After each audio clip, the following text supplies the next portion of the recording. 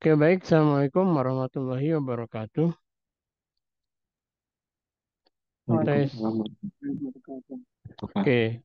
Ya, pertama tentunya saya mohon maaf dulu off cam ya, karena biasanya ini sinyal saya ada di daerah yang ya sinyal kurang bagus ya. Ya nanti kita ketemu saat offline lah ya, setelah Lebaran di Luring ya. Oke, selamat datang di Mekanika 1 kelas FGA ya, kelas A. Eh, oke, saya tampilkan dulu slide-nya. Hmm,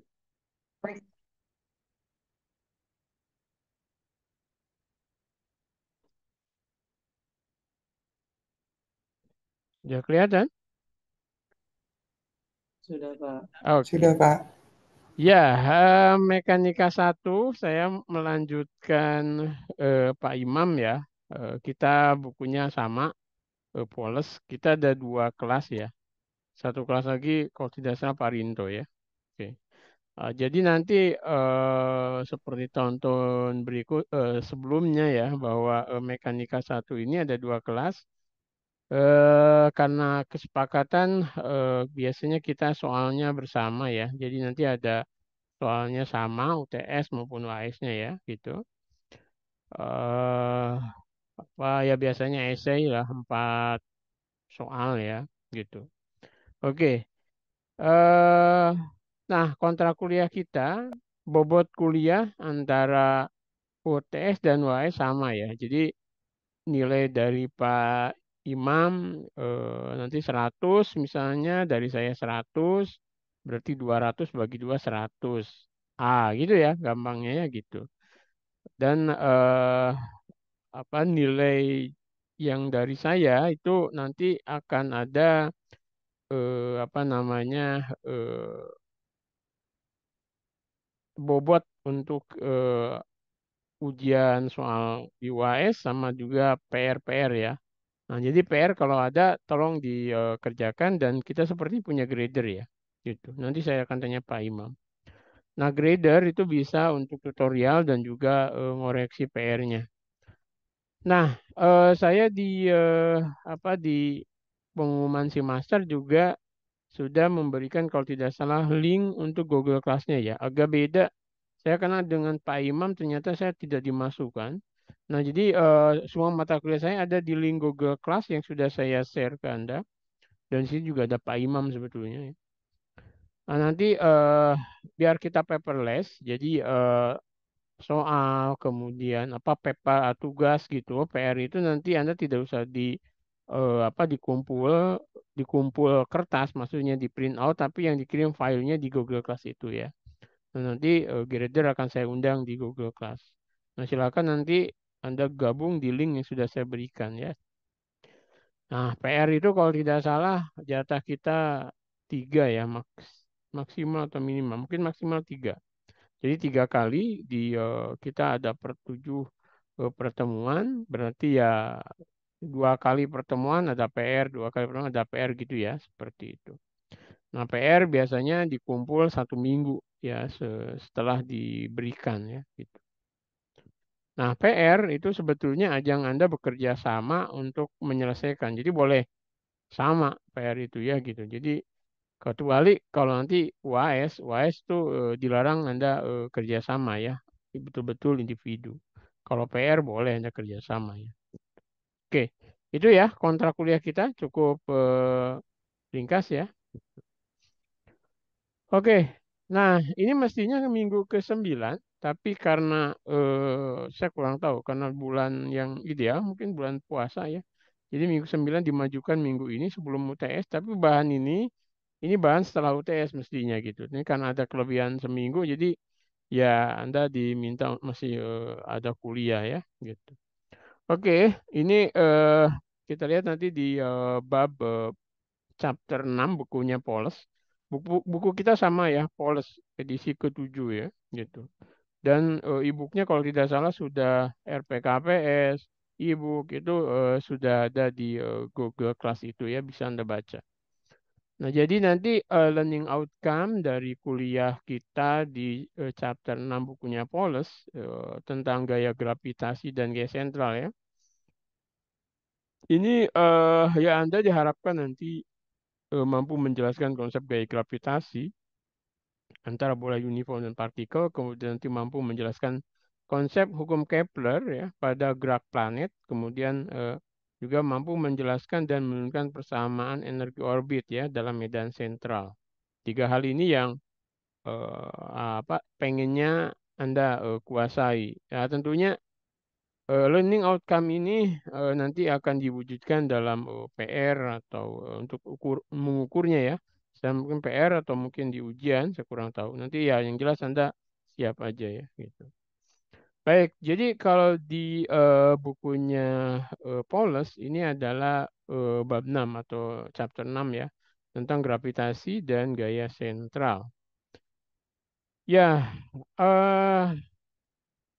mana? Oke. Ya, sebelum ke situ, tentunya motivasi kenapa kita belajar ya, kenapa kita perlu mempelajari gravitasi Newton, kemudian teori Kepler ya terkait gerak elif planet ya.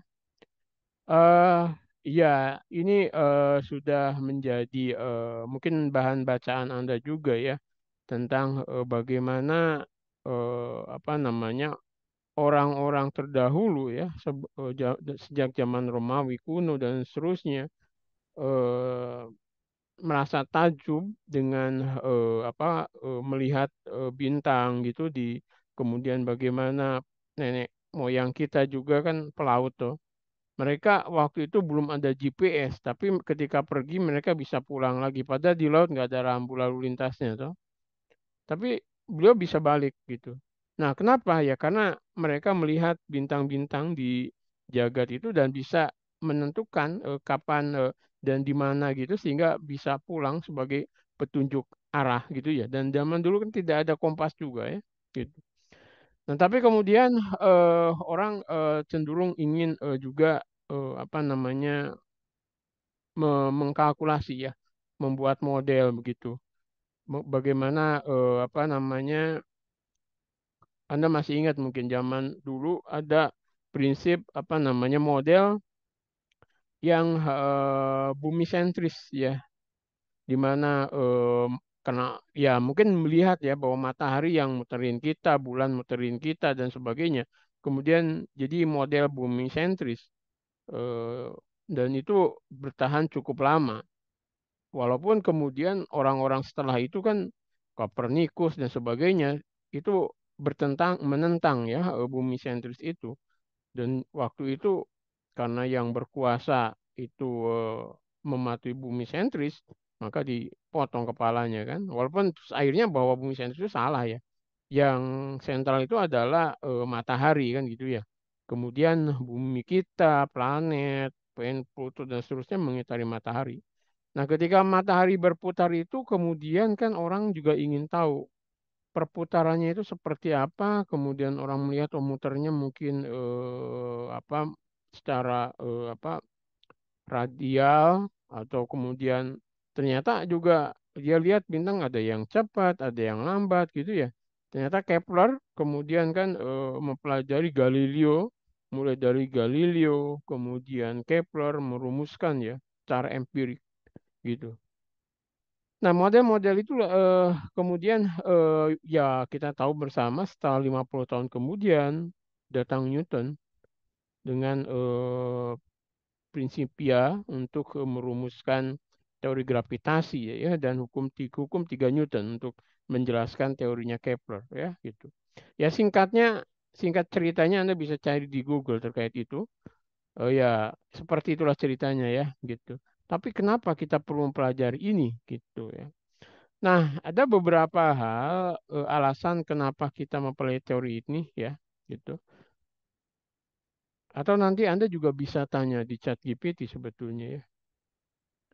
Kenapa Anda mungkin memperhatikan juga kan. Sebetulnya kenapa sih apa jagat ini atau planet ini muter gitu loh, muter secara elip kan. Kita tahu sekarang elip. Tapi kenapa dia muter kan gitu ya? Siapa yang memutarkan? Kan gitu.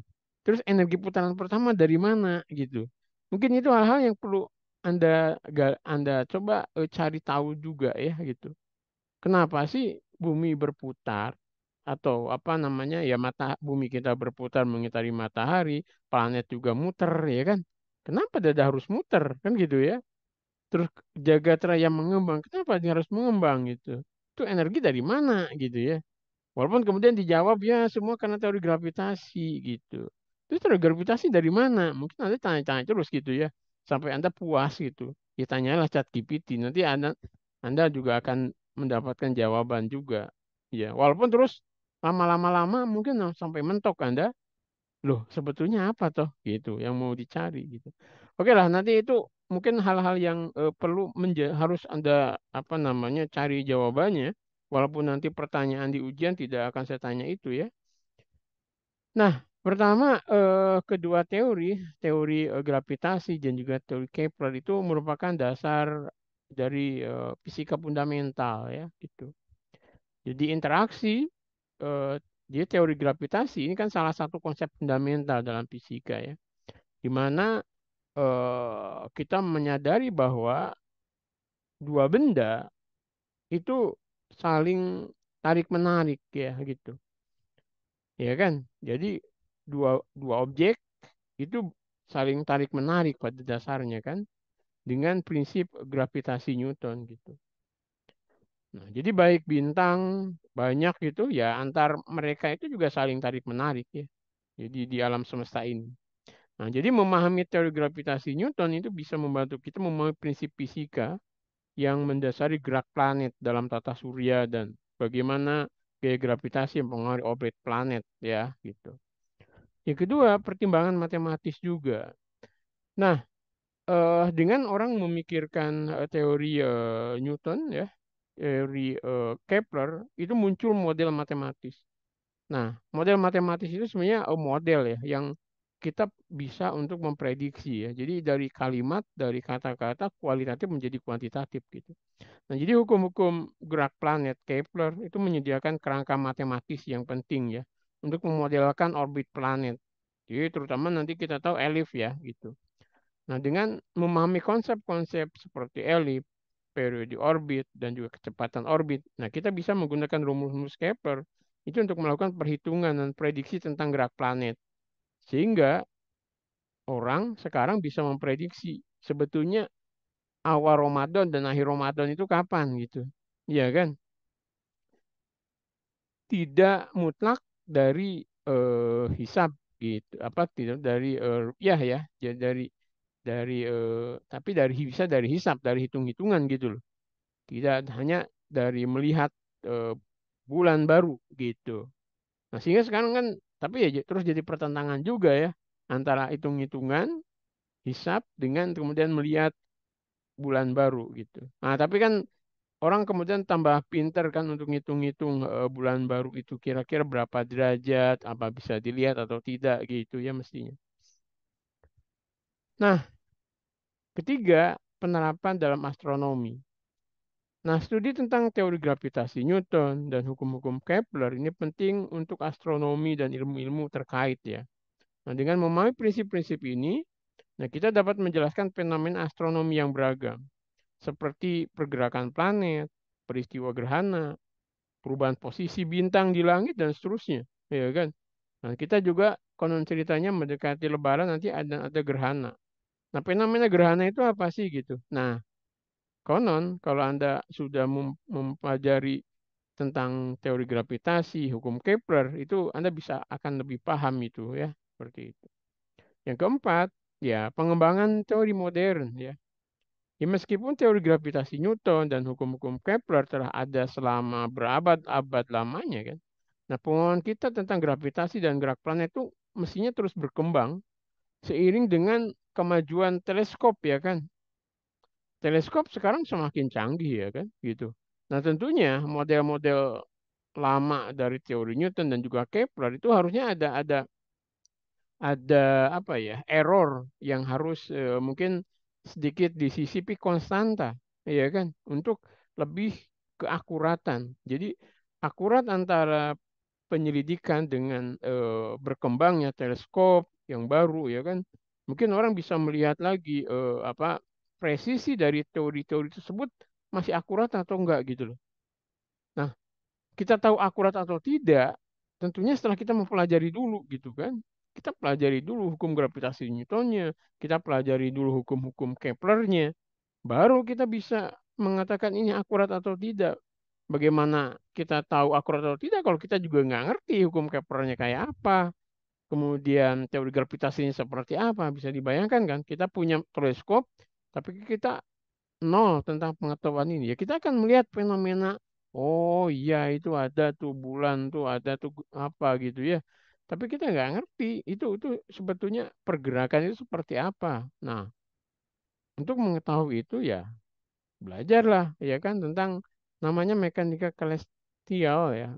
Ya tentang ya nanti kalau lebih lanjut lagi di astronomi, ya, kosmologi dan seterusnya lah ilmu itu. Tapi kita nggak akan sampai situ. Yang akan kita bahas tadi ya tentang konsep gravitasi dan apa gaya sentral. Apa itu kan gitu ya. Oke. Nah, kita kembali ke hukum gravitasi umum Newton ya, bahwa setiap partikel di alam semesta ini menarik setiap partikel lain dengan gaya yang besarnya itu sebanding dengan hasil kali massa kedua partikel dan berbanding terbalik dengan kuadrat jarak antar mereka atau antar partikel ya. Nah, arah gaya terletak di sepanjang garis lurus yang menghubungkan kedua partikel tersebut. Oke, sorry saya tak ambil anunya dulu, apa namanya, pensil biar bisa coret-coret. Ya, belum saya sebentar.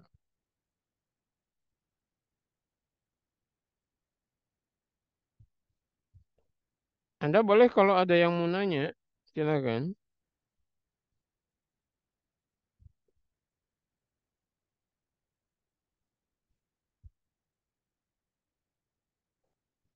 Nggak ada ya, belum ada ya. Saya masang baterainya dulu, lupa saya.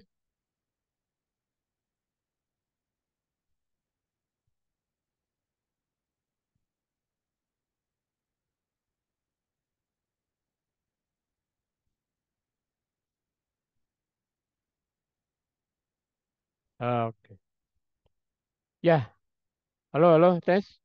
Suara saya masih terdengar? Terdengar, Pak. Oke, Masih, Pak. oke.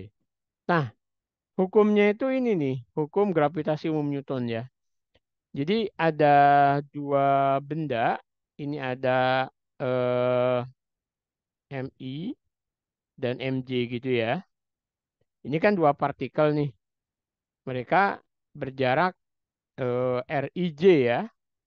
Ini MI, ini MJ. Jadi FIJ ini vektor ya. Ini vektor. Ini juga vektor.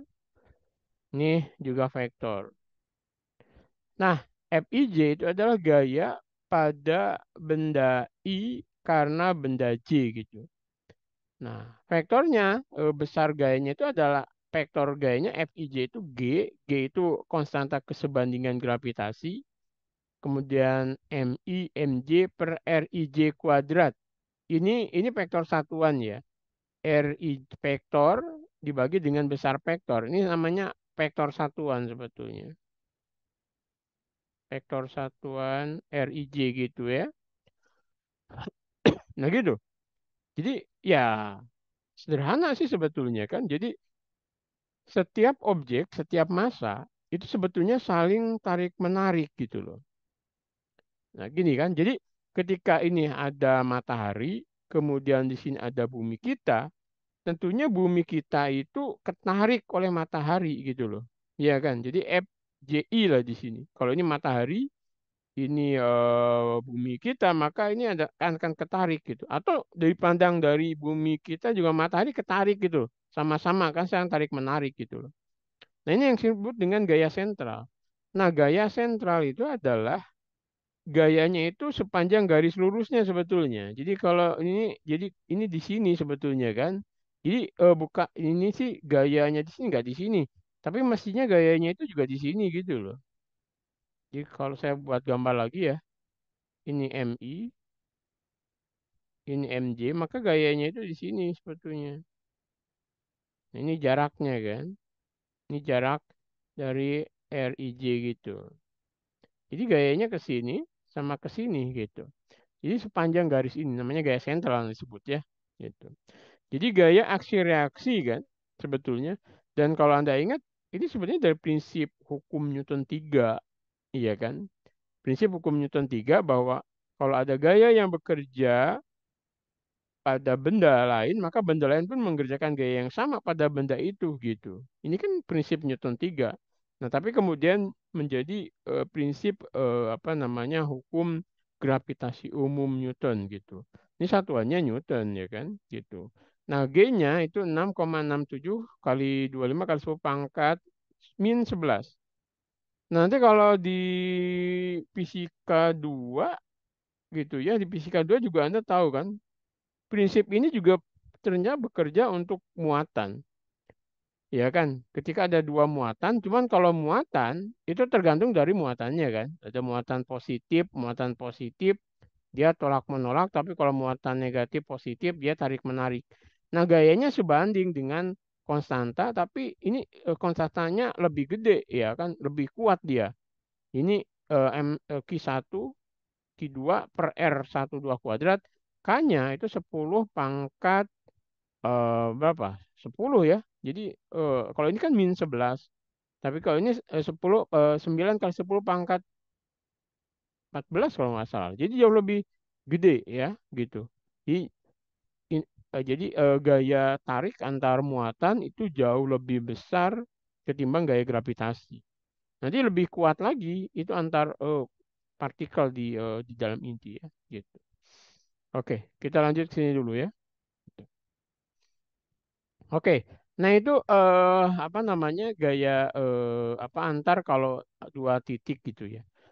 Terus sekarang eh, tadi ya, sorry, gaya gravitasi antara bola uniform dan partikel. Nah ini dia masalah. Kalau antar titik tadi, kalau antar titik tadi kan besar gayanya itu G M1 M2 per R12 kuadrat. Ini besarnya ya, gitu. Nah, tapi kalau misalnya satu itu apa namanya kulit bola ya, bola ini kulit bola nih, bolanya kulit bola, yang satu titik gitu. Kulit bola ini masanya M besar, titik ini masanya M gitu. Nah, ya kan? Ini titik ya. Nah, maka berapa sih gaya pada titik P ini gitu. Nah, maka sebetulnya mirip-mirip ini. Jadi ini ada M kecil ini sama M besar ini kan gitu. Cuman tentunya kita harus lihat ini ada elemen gaya ya, elemen gaya. Jadi kalau di rumus matematika itu namanya DF gitu. Karena Q gitu. Ini mestinya ada konstanta, kemudian ini masanya M. Nah, kemudian ini sering disebut dengan elemen massa, ya kan? Jadi elemen massa M per jaraknya antara M dan elemen M, yaitu kalau di sini sih S ya, S kuadrat. Yang gitu. Oke. Jadi DF, DFQ ya sama dengan GM, DM. Nah, kalau kita perhatikan elemen ini, elemen gaya karena elemen massa DM ini kan juga bisa diproyeksikan ke arah kalau kita lihat nih ada warna lain nggak ya? Oh ini hijau. Jadi ada warna hijau nih ya. Ini kan bisa ke sumbu X dan sumbu Y kan. Nah ini tuh bisa diproyeksikan ke sini sama ke sini gitu. Kalau kita lihat nih DFQ ini yang kalau DF ini kalau ini P ya, berarti ini ada DF sin P ini DF cos P. Maka kalau yang ke sini, ini yang bagian sebelah sini nanti akan saling menghilangkan.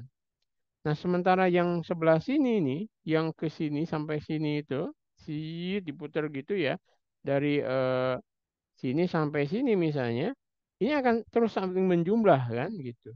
Sehingga nanti sini yang berpengaruh itu adalah DF cos dari P ya. Nah, DF sini akan hilang kan gitu.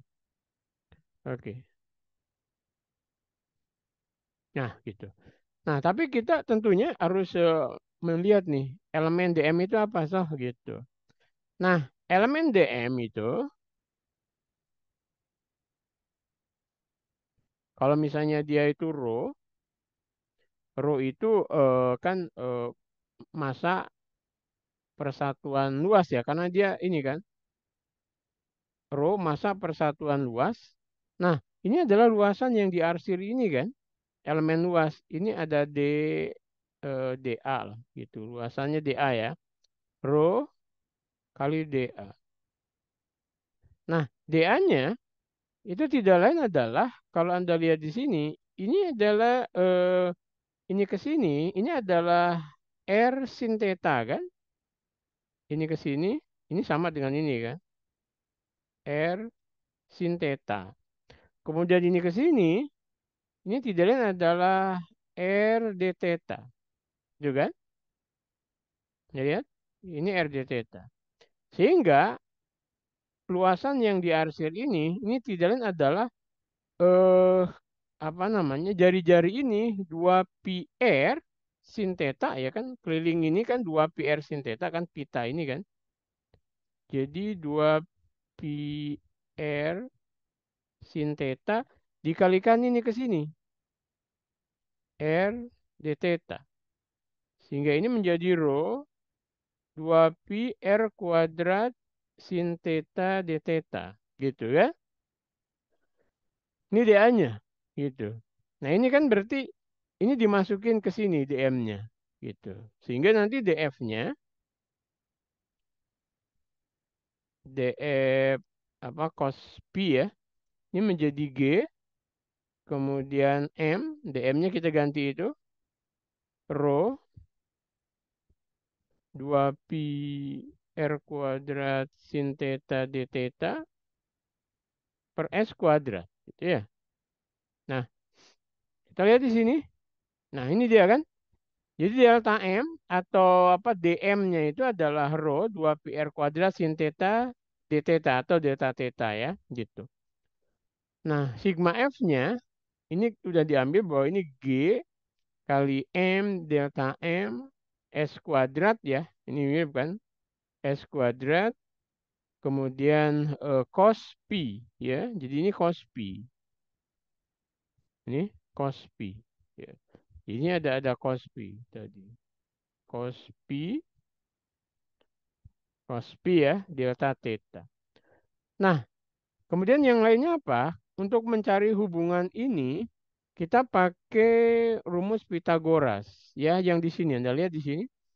Ini ke sini theta, ini S, ini R.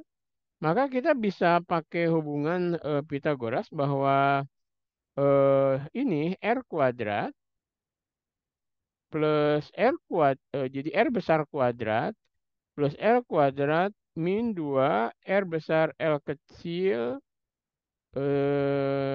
sin theta itu sama dengan S kuadrat. Cos ya. Cos, sorry. Karena cosinus, sorry. Ini cos, kan bentuknya cos ini. Cos theta. Gitu. Ini Anda lihat. eh, R besar kuadrat plus R kecil kuadrat min 2 R besar R kecil cos sama dengan S kuadrat. Ini kan? Ini Anda lihat di sini S kuadrat ya. S kuadrat. Oke.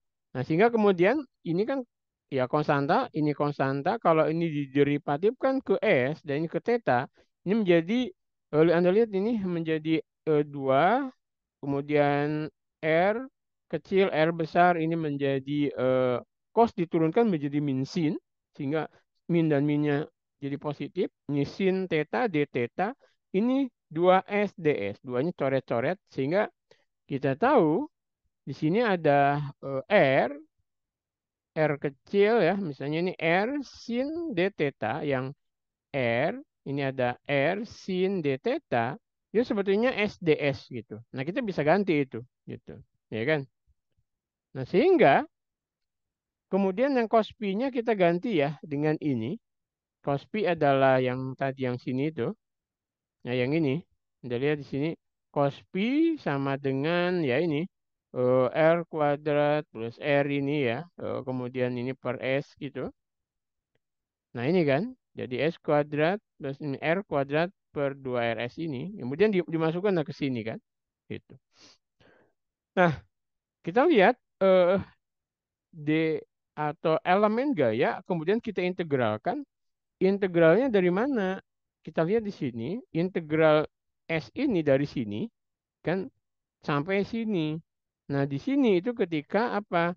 Ini adalah eh, R kecil dikurangi dengan R besar, ya kan? Itu.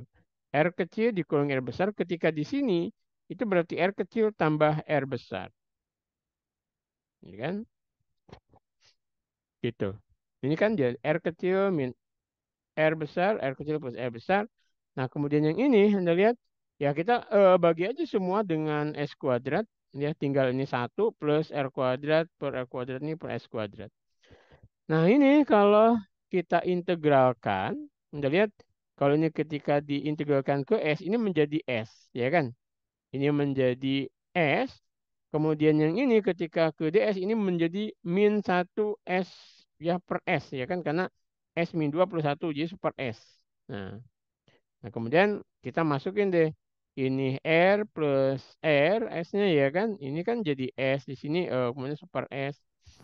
Nah, ini Anda kalau Anda kerjakan, itu akan dapat gayanya itu adalah G, M, kemudian M ini dari sini. Nanti dapat 4 pi 4 kan apa namanya luasan bola itu kan 4 pi R kuadrat kali rho. Kalau rho-nya itu massa persatuan luas ya. Luas bola, luas bola itu adalah 4 pi R kuadrat. Sehingga kalau Anda lihat ternyata ini mirip-mirip dengan dua partikel yang berdekatan. Jadi ketika sini M satu, ini M2, maka gayanya sama dengan M1, M2. Walaupun ini gede, ternyata seolah-olah masanya itu ter, terpusat di sentralnya gitu. Iya kan? Jadi ini adalah G, M kecil yang sini, kemudian ini M besar, per R kuadrat. R kuadrat itu jarak antara pusat si massa M besar dan massa kecil gitu. Ini jaraknya kan R. Iya. Nah, gitu.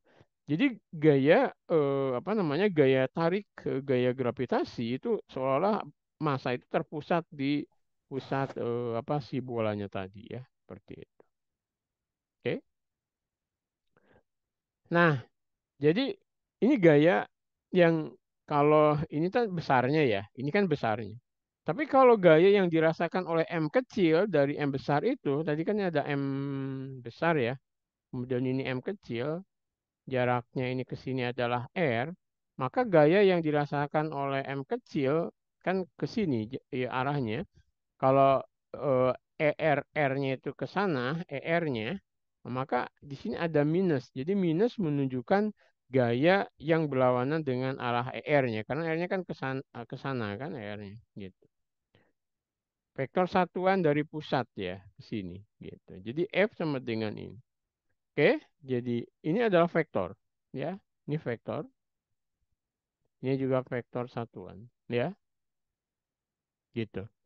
Nah, jadi eh hasil ini menunjukkan bahwa kulit bola yang seragam itu menarik partikel eksternal seolah-olah seluruh massa kulitnya itu terkonsentrasi di pusatnya.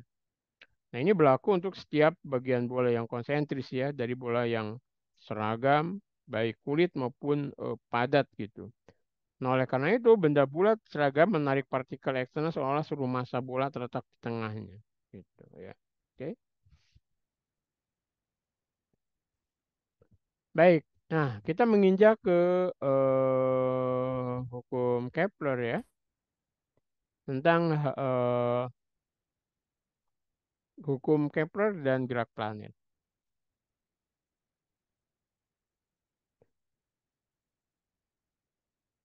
Nah, kita apa namanya, ada tiga hukum Kepler tentang gerak planet ya. Hukum Elif yang pertama itu tentang hukum Kepler pertama ya ya, hukum Elif. Nah, kita nanti akan lihat bahwa ternyata hukum Kepler tentang gerak planet ini sebetulnya merupakan konsekuensi dari berlakunya hukum gravitasi dan juga hukum Newton ya. Kita bisa lihat nanti. Oke, jadi hukum pertama, hukum Kepler itu tentang hukum elif ya. Jadi hukum orbit setiap planet itu adalah elif dengan matahari terletak pada satu titik fokusnya gitu ya. Ini tahun 1609. Kemudian hukum kedua Kepler tentang luasan yang sama. Jadi garis yang digambar antara matahari dan planet ini menyapu luasan yang sama dalam waktu yang sama ketika planet mengorbit matahari gitu ya. Ini tentang hukum luasan yang sama ya, kedua tentang periode. Nah, kemudian hukum ketiga Kepler itu hukum harmonis ya. 1618-an ini kuadrat periode planet itu sebanding dengan kubik sumbu semi mayor. Jadi apa, tau itu sebanding dengan kubik sumbu mayor ya, atau di sini biasanya R0 atau A ya, pangkat 3 gitu. Hingga dari sini kemudian orang akan membuat tabel kan, apa, nanti kita bisa lihat tabel antara periode bumi mengitari matahari, kemudian bagaimana apa, kalau bumi kan setahun ya, 1 tahun mengitari, eh, dari A ke A itu 1 tahun orde putarannya.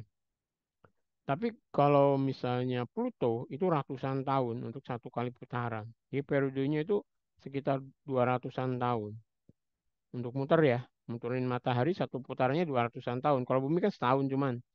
Nanti ya tergantung dari letaknya kan emang gitu. Nanti kan kita lihat ya. Jadi bahwa kuadrat periode planet sebanding langsung dengan kubik ya, sumbu semi mayor order planet ya. Nah, oke, kita lihat sekarang ke hukum kedua Kepler ya, luasan yang sama, tentang juga kekekalan momentum sudut ya gitu. Nah, hukum kedua Kepler itu tidak lain adalah pernyataan bahwa momentum sudut sebuah planet di sekitar matahari adalah besaran yang kekal gitu. Jadi hukum kedua Kepler itu menyatakan bahwa momentum sudut sebuah planet di sekitar matahari itu adalah besaran yang kekal. Jadi kekekalan momentum sudut gitu. Nah, untuk menunjukkan ini, pertama-tama kita menentukan dulu momentum sudut dan kemudian tunjukkan bahwa kekekalannya adalah konsekuensi umum dari sifat gaya sentral gravitasi. Karena kita tahu kan antar planet dan matahari itu kan bekerja, gaya yang kerjanya kan gaya sentral atau gaya yang bekerja pada apa, tarik menarik ya kan dalam garis lurus ya gitu, atau gaya sentral gitu. Nah, kalau kita mengulang kembali di momentum sudut yang nyatakan L ya, di momentum sudut itu L, vektor L, ini adalah vektor R cross, ini momentum apa namanya, momentum geraknya ya kan, P itu momentum, P momentum ya, itu adalah M kali kecepatan ya, kan? Momentum linier, ini momentum sudut. Nah, sehingga kalau momentum sudutnya kita derivatifkan ke waktu, maka di sini R vektor ya, ini vektor semua ya, ini kebetulan vektor semua. R cross P, nah berarti kan kita derivatifkan R cross P, jadi dr dt kan tidak adalah V, cross P, kemudian R cross dp dt, kan gitu ya, nih ya. Nah maka V cross P itu tidak adalah V vektor kecepatan, kemudian momentum translasi, itu adalah M kali V, maka V cross P itu akan nol kan? Kenapa? Karena sudutnya sama kan? V cross P. Ingat V cross P sudutnya sama kan? V cross P kalau diambil besarnya itu sudut antara kalau sinnya sin nol ya. Jadi nol ini kan? Jadi ini akan nol gitu. Ini nol. Nah, kemudian yang ini R cross dv dt itu tidak lain, ini tidak lain adalah gaya kan? Gaya itu adalah perubahan momentum terhadap waktu kan? Lihat kan? Jadi eh, kalau kita coba apa kita derivatifkan momentum terhadap waktu, kalau masanya itu tetap, ini akan menjadi dv dt. Ini kan tidak lain adalah m kali a. Ini adalah gaya. Jadi R cross dp dt itu adalah R cross gaya. R cross gaya sama dengan dl dt gitu. Oke.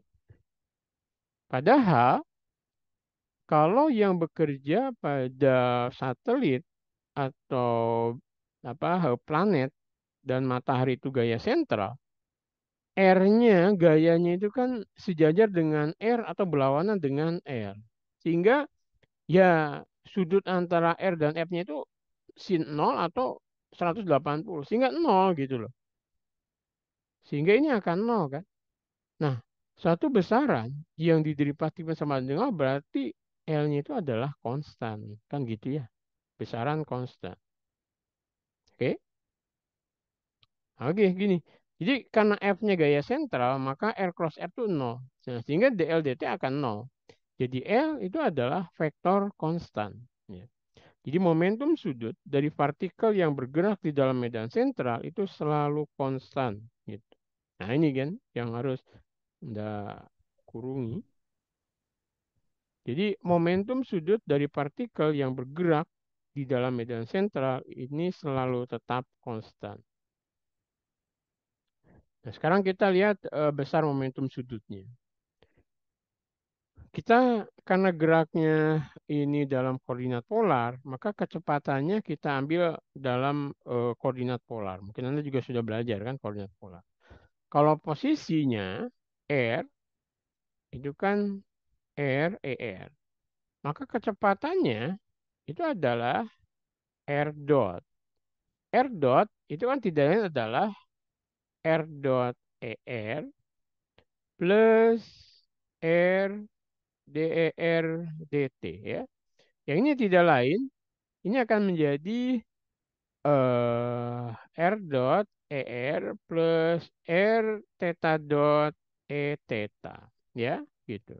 Jadi ini ya jadi ada R theta dot E theta seperti sini ya. Gitu. Ini R dot ini ya. Gitu. Ini jadi V ini adalah ER itu ini vektor ya, vektor, vektor. Jadi R dot ini kecepatan apa namanya yang searah dengan ini ya. Kemudian nanti R theta dot ini yang tegak lurus ya, gitu. Oke ya. Nah, kalau kita lihat momentum sudut itu kan R cross MV ya, gitu.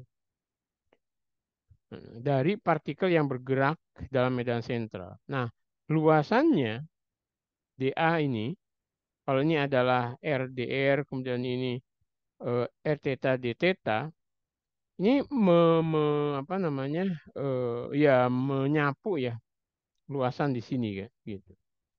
Kita lihat lagi di sini, eh kita di sini ada R cross MP, kemudian MP-nya kita ganti dengan R ER plus R theta dot E theta yang tadi ya. Sehingga ER dot cross ER ini akan 0. Nah, sementara ER cross ET mesti 1 ya. Nah, sehingga momentum sudutnya itu adalah besar momentum sudut ya. Itu adalah M R kuadrat theta dot. Ini konstan ya. Ada catat di sini. Jadi M R kuadrat theta dot itu konstanta. Itu ya. Nah, oke. Kita lihat di sini L sama MR kuadrat theta dot konstan. Nah, luasan ini, luasan yang kalau kita perhatikan luasan ini, yang luasan ini ya, ini adalah eh, setengah dari R cross DR, ya kan? Setengah R cross DR. Nah, DR ini tidak adalah V dt yang kemudian kalau kita kasih M, kemudian kita bagi M, ini tidak lain adalah L atau momentum sudut. R cross MV kan atau R cross P ya. Jadi ini tidak lain adalah R cross P yang ini adalah L. Nah, kemudian ini setengah. Jadi DA atau elemen luas itu adalah L momentum sudut ya per 2M dt. Nah, jadi kalau ini kita bagi dt, ini kita bagi dt, ada yang raisin gimana Mas? Pak, maaf menyela. Kenapa Mm-mm. ada M-nya, Pak, dibagi M? Ya, Anda lihat kalau saya kasih M bagi M gitu kan sama aja kan ini MM. Tapi ini kemudian jadi L. Yang ini kan. Kalau saya ini kasih kan asalnya ini nih. Saya kali M, saya bagi M kan sama aja. Tapi efeknya in R cross M kali V itu tidak adalah momentum linier kan. Nah, R cross MP itu tidak adalah momentum sudut per 2M. Jadi DA ini L per 2M DT. Sehingga laju luasan itu tidak adalah L per 2M. Ini adalah konstan gitu. Nah, kita lihat ya. Jadi laju luasan itu sama dengan momentum sudut per 2M. Nah, nanti momentum sudut ini L per M itu menjadi L kecil. Nanti kita lihat lagi ya efeknya ya. Gitu. Nah, dengan demikian kecepatan luasan atau A dot dari partikel yang bergerak di medan pusat ini berbanding lurus dengan momentum sudutnya ya. Jadi berbanding lurus dengan momentum sudutnya dan oleh karena itu juga merupakan konstanta gerak ya. Persis seperti yang dikemukakan Kepler untuk planet yang bergerak di dalam medan gravitasi. Bisa dipahami, Mas? Ini hanya Anda Sudah, Pak. tambahkan M, oke. Ya. Nah, kita sekarang lihat yang ini ya. Contoh, ada contoh soalnya. Oke, jadi ini ada, jadi luasan sama dengan L per 2M ya. Oke, kita lihat contoh soal satu ini. Misalkan sebuah partikel dikenakan gaya pusat atraktif ya berbentuk F fungsi R di sini ya. Dengan R adalah jarak antar partikel dan pusat gaya. Hitung bentuk dari F fungsi R ini jika semua orbit lingkaran memiliki kecepatan ruasan yang identik, A dotnya identik. Nah, ini nanti ini percepatan ya ke arah radial. Ini kalau percepatannya nanti Anda lihat di konsep apa polar ya. Ini adalah R dot dot min R ini ke arah radialnya R dot kuadrat. Nanti Anda lihat di apa namanya percepatan koordinat polar. Jadi kan kalau kecepatannya itu R ke ER plus R theta dot ke E theta ya. Ini kalau percepatannya ini sama nanti percepatan ke arah ini ke arah radial, percepatan ke arah tangensial nanti beda ya. Nah ini ketika dia R-nya itu tidak ada, kan ini akan nol ya dua kali. Sehingga ini hanya ke MR theta dot kuadrat gitu kan. Ini adalah FR-nya. Nah L-nya sendiri tadi kan MR kuadrat theta dot gitu. Nah sehingga kalau ini kita kuadratkan ya, kita kuadratkan, L-nya kita kuadratkan. Nah, jadi ini sama dengan L kuadrat per ini ya, min M kuad ini ke jadi L pangkat 3 ya. Kalau dikuadratkan ini gitu. Nah, ini jadi bentuknya ya seperti ini. Jadi A sebanding dengan R kubik ya. Jadi hitung bentuk A dotnya misalnya gitu ya. Gitu. Oke.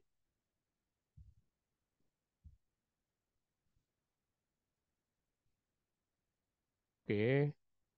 Sebentar. Oke, nah ini yang saya maksudkan tadi ya. Jadi kecepatan kalau dalam koordinat apa polar, ini kan ini ya, r dot er.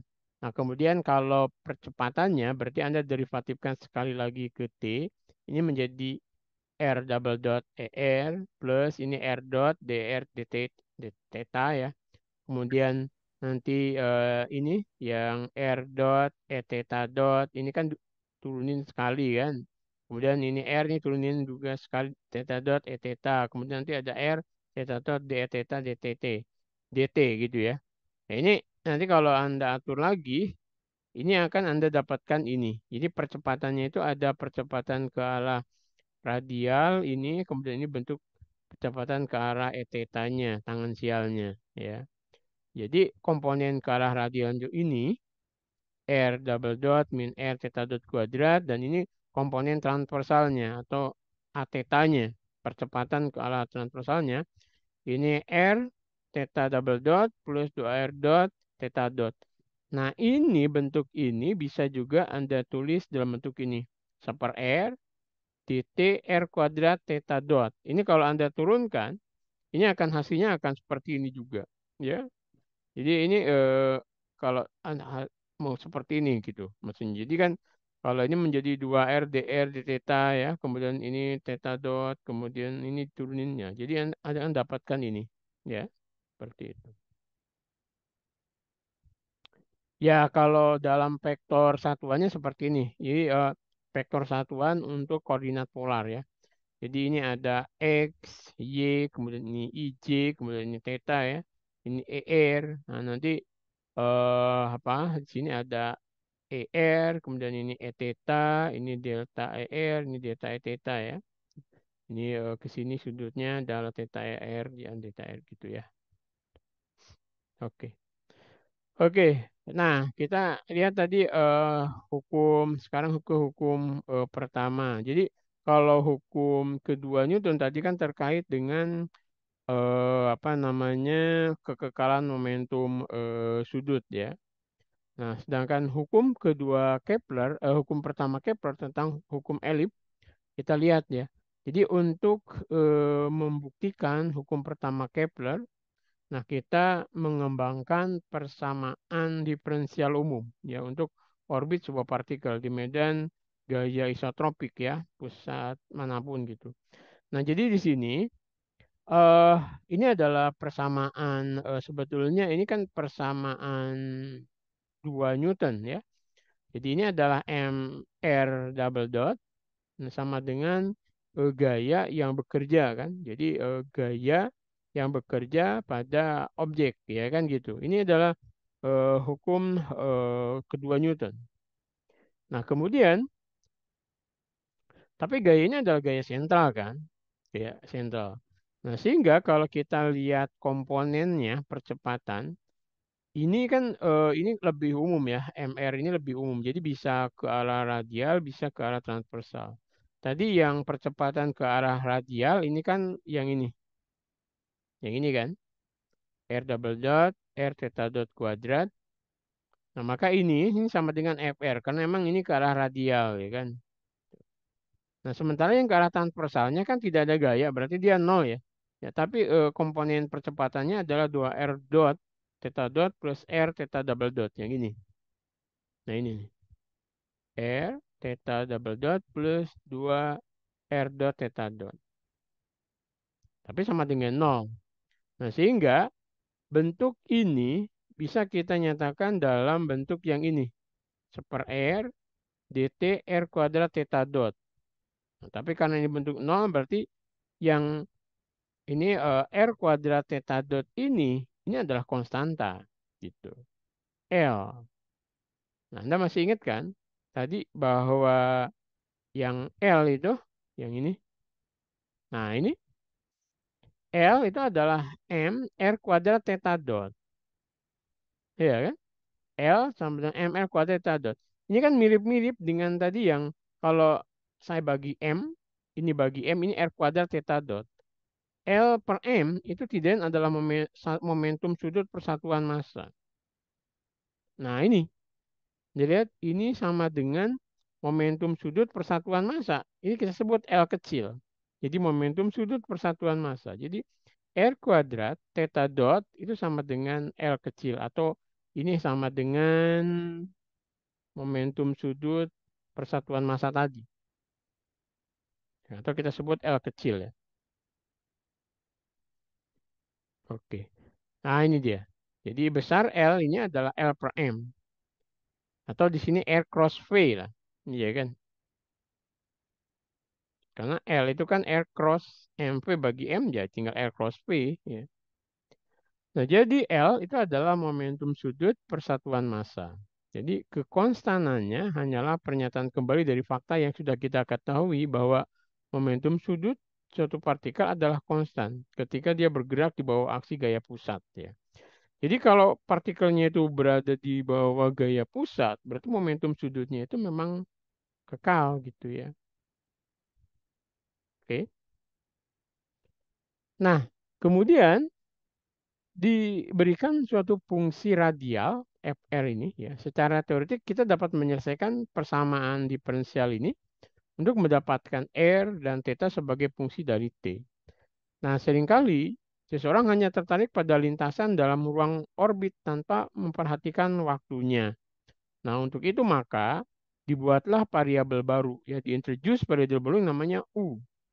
Di mana U itu adalah R itu sama dengan super U gitu. Jadi R kita diintroduce karena kita tidak tertarik T-nya, kita hanya tertarik pada lintasan orbitnya, maka di sini diintroduce variabel baru namanya U, di mana R sama dengan super U gitu. Nah, jadi kalau ini diderivatifkan terhadap waktu R dot, maka ini kan menjadi seper jadi seper kalau ya suatu fungsi ya dr dt ini kan berarti seper u du dt gitu ya kan masih ingat kan. Nah, seper U, du dt. Seper U di derivatif U adalah min seper U kuadrat. Ini menjadi U dot. Gitu. Nah, U dot ini bisa juga kita nyatakan, ya kan, du dt itu kita nyatakan du d theta d theta dt. Kan boleh juga. Nah, jadi d theta dt itu theta dot ini seper u kuadrat, ini du d theta. Nah, kita tahu tadi bahwa theta dot r ini adalah L. Ini R kuadrat ya. Kan gitu. Mana tadi? Yang ini. R kuadrat theta dot itu adalah L. Nah, padahal seper U ini kan theta dot ini sama dengan seper U kuadrat tuh. Sama dengan L. Jadi theta dot U itu sama dengan L. Nah, jadi R dot itu sama dengan min L du d theta. Gitu ya. Oke. Nah, jadi theta dot itu sama dengan LU kuadrat. Oke. Nah, kemudian kita lihat R double dot, kita turunkan ini min L D du dt dt ke tt kan ini turunan ke t, ini juga ke t. Nah, ini kan sama dengan kita kasih kita kasih du, ini d theta dt, d d ini d du dt. Jadi min L theta dot ini d kuadrat u d theta kuadrat. Ini kita bisa menuliskan theta dot itu dia adalah LU kuadrat. Ini menjadi min L kuadrat U kuadrat. D kuadrat U D theta kuadrat. Nah, jadi kita bisa menuliskan yang bentuk ini, yang R double dot min R theta dot kuadrat, itu dalam bentuk ini. Jadi M di sini adalah min L kuadrat U kuadrat D kuadrat U D theta kuadrat. Min ini seper U, ini L kuadrat U pangkat 4. Ya. Nah, Anda lihat di sini karena yang ini tadi. Nah, ini kan ada R theta dot kuadrat. Ya, theta kuadrat ada ini kuadrat menjadi L kuadrat U pangkat 4 kan. Oke. Ya, oke, Pak. Ini E seper U. Karena R kan di seper U. Ya. Sehingga kita bisa menuliskan bentuk ini adalah kita bagi U kuadrat ya. Ini tinggal D kuadrat, D theta kuadrat. Kemudian ini tinggal seper plus U ya. Ini karena bagi min, ini U plus. Ini minus seper ML kuadrat U kuadrat F pangkat ini. Oke. Nah, kita dapat ini ya. Jadi persamaan 510B itu adalah persamaan orbit partikel yang bergerak di bawah gaya pusat. Jadi ini adalah persamaan orbit partikel yang bergerak di bawah gaya pusat. Oke, karena sudah kita kalau biasanya kalau daring ya kita courting 1 jam ya, kita maks 1 jam saja. Nanti kita lanjutkan di saat luring ya, gitu. Oke, sampai sini dulu aja. Kita lanjutkan pas setelah Lebaran ya. Selamat berlebaran. Kita stop sharing dulu. Saya share lagi absensinya. Atau kalau ada yang ingin, aduh sebentar, ya, habis ya dia. Oh belum. Oke silakan kalau yang mau absen ya. Kalau ada yang mau tanya juga silakan.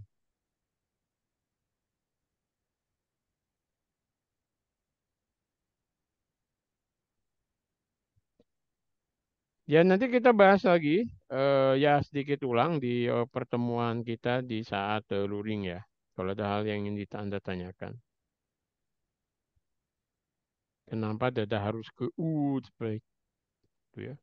Karena nanti lebih memudahkan dalam apa namanya penyelesaian soal-soal ya.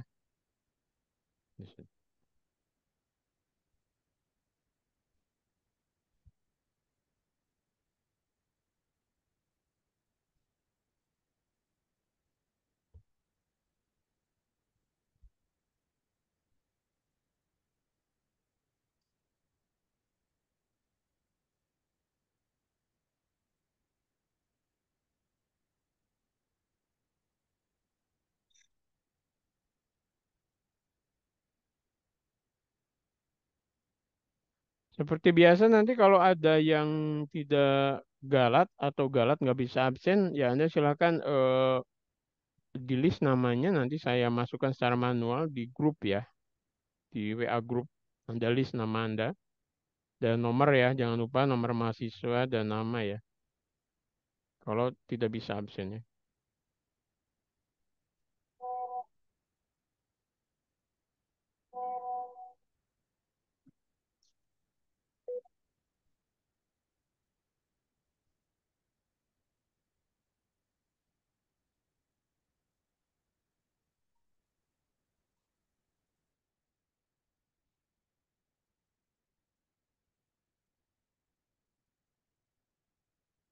Udah absen tuh absen.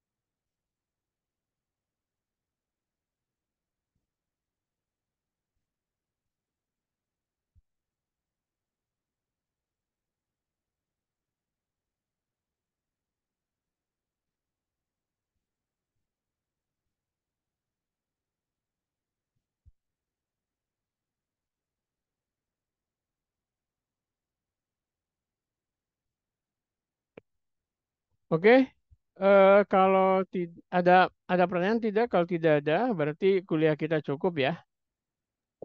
Kita ketemu